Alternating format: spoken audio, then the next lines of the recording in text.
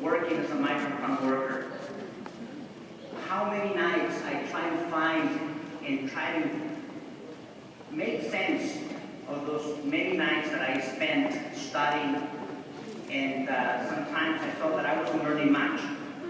And I was right. Because at the end of the day, what matters the most are the connections and the relationships that we build with so many people. And the relationships that you guys are building with each other are absolutely stunning and beautiful.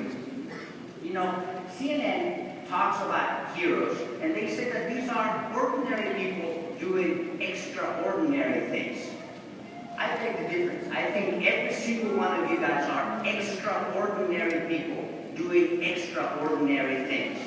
And your families, your brothers and sisters, every single one of those people who have supported your career are extraordinary in their own way. And the sacrifices that you have made are absolutely incredible. And for that, I congratulate you.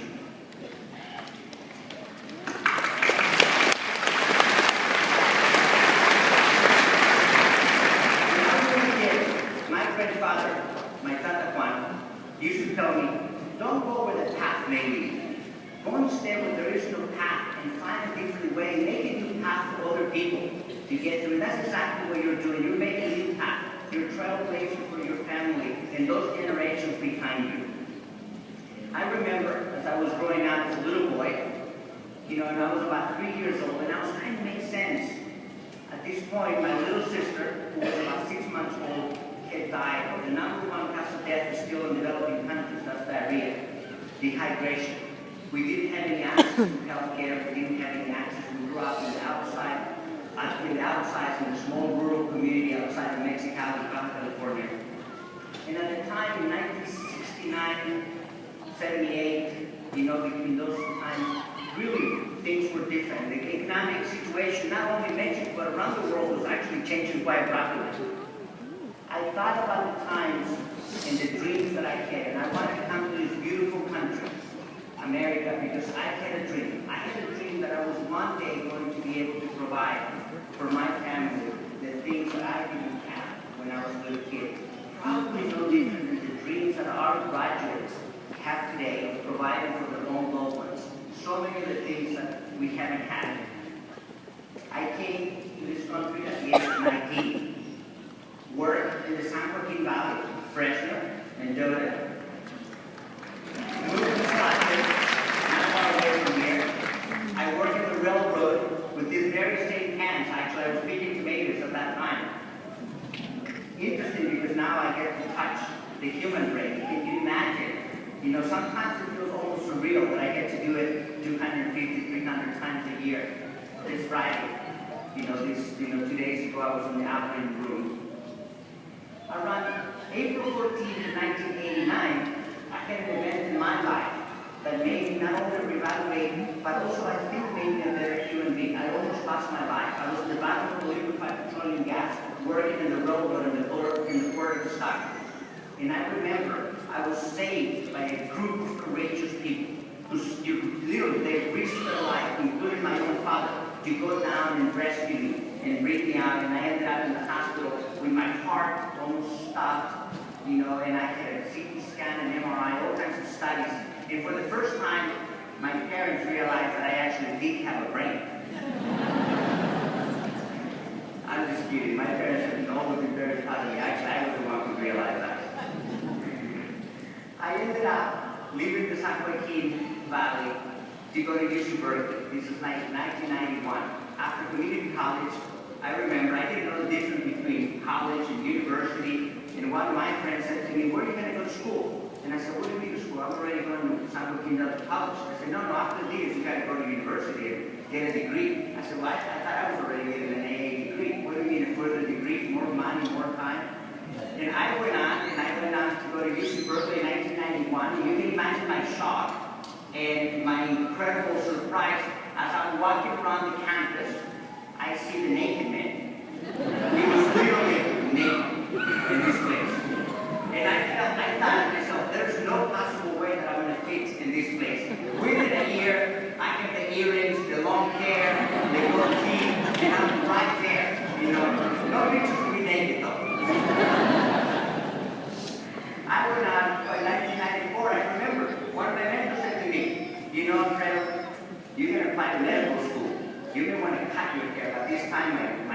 really long, and I was so proud of my hair. But really, the reason it just became a necessity. I just couldn't go to the barber to get a haircut.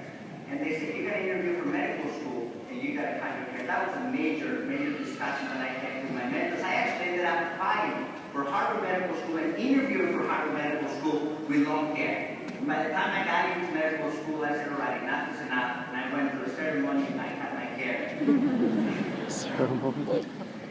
You know, I went from picking tomatoes, driving the cotton pickers here in the San Joaquin Valley, fixing tractors, to now doing brain surgery and brain science.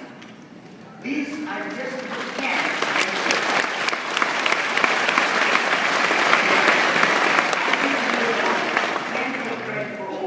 My family, the people who sacrificed the most, my parents, my wife, my now 3 children, are the people responsible, the people who make me today who I am. These are big hands. Thank you. These are big hands of a simple man. I'm not a fancy man. As you can see, I'm wearing my cowboy boots, my jeans.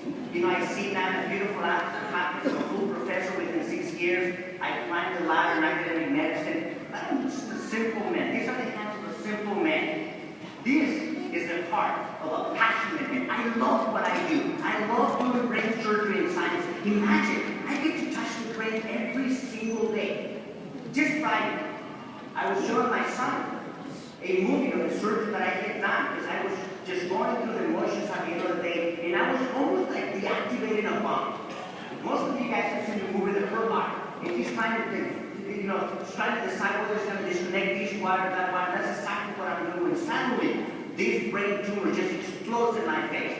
Blood coming, torrential blood coming from everywhere, and I had to make a decision in fractions of a second and try to get this patient alive out of the operating room. Thanks to the power of God and the power of my team, we were able to get not only this patient alive,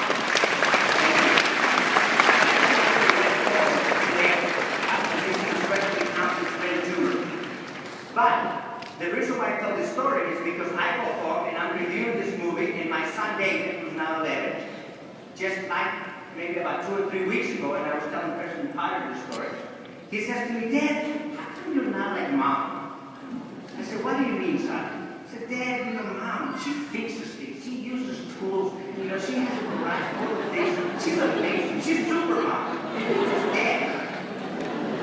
So I was showing him this movie, and at the end of this movie, you know, after I tell him that we say this patient life, he goes, Dad, I am so impressed. I didn't know that you know how to use the drill.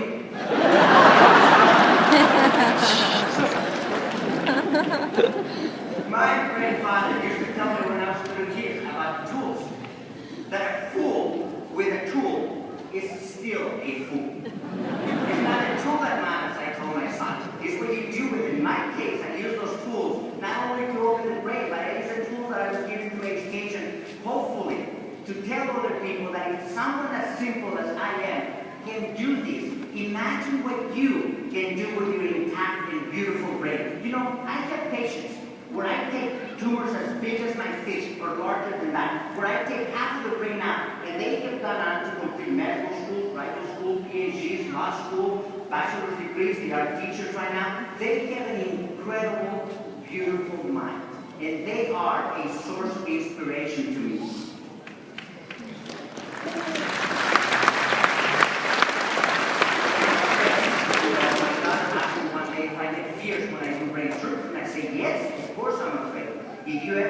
If someone proposes doing surgery on you and they're not afraid, they can hurt you. Cesar Chavez once said, with a very well-known migrant farm worker, said, if you're not frightened that you might fail, you'll never do the job. If you are frightened, you'll work like crazy. And like crazy, I work every single day to succeed at what I do. And every single day, I am afraid of the failures that I may have.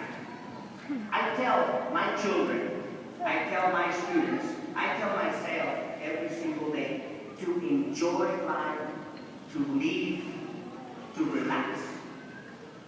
I'm going to share my last thoughts with you. Work as if you don't need the money.